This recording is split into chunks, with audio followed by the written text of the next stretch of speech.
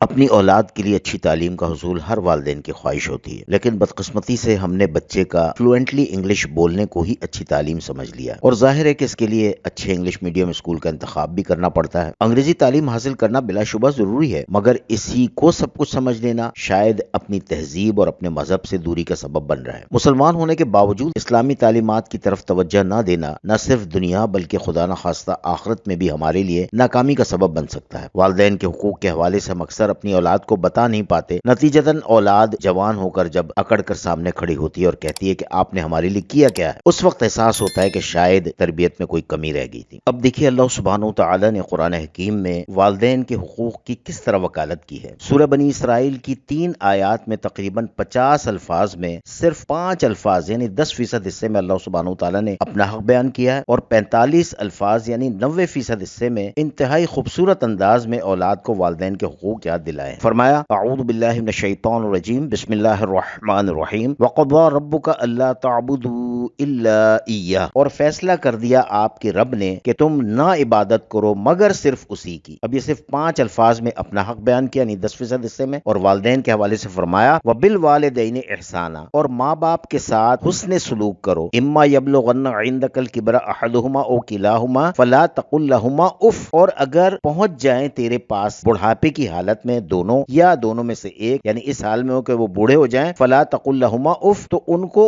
If تک نہ کہو۔ اب یہ کہہ لیجئے کہ سب سے چھوٹا 2 حروف سے بنا ہوا لفظ ہے کہ اف تک ان کو نہ کہو، ولا تنہرہما، اور نہ انہیں جھڑکو، وقل لہما قولا کریما، اور ان سے کہو نرم لہجے میں بات، آہستہ ان سے بات کرو، واخفض لہما جناح الذل من الرحمت، اور اپنے کندھوں کو دونوں بازوؤں کو جھکا کر کے رکھو عاجزی کے ساتھ۔ یہ نہ ہو کہ ان کے سامنے جو ہے وہ اکڑ کر کھڑے ہو، بلکہ نیاز مندی کے ساتھ ان کے سامنے کندھے جھکا کر کے رکھو۔ وقل رب ارحمہما کما ربیانی صغیرا، اور ساتھ ہی یہ بھی دعا کرتے رہو، کہتے رہو کہ اے میرے رب ان پر رحم فرما جیسا انہوں نے پرورش کی میری جبکہ میں بچہ تھا، چھوٹا تھا۔ اب یہ احساس بھی دلا دیا کہ آج اگر یہ تمہارے والدین بوڑھے ہیں تو تم بھی ایک وقت ایسا تھا کہ بالکل بچے تھے اور چھوٹے تھے، اور تمہاری کس طرح تمہارے والدین نے تمہاری پرورش کی ہے، تمہاری جو ہے کیئر کی ہے۔ تمہیں کوئی تکلیف اگر پہنچ جاتی تھی تو پریشان ہو جاتے تھے، کوئی تکلیف کوئی درد ہوتا تھا تو سب سے پہلے پریشانی جو ہے تمہارے والدین کو ہوتی تھی، یہ احساس بھی دلا دیا۔ تو اس حوالے سے اللہ سے دعا کرو کہ اللہ ان پر رحم فرما کہ جس طرح جب میں چھوٹا تھا انہوں نے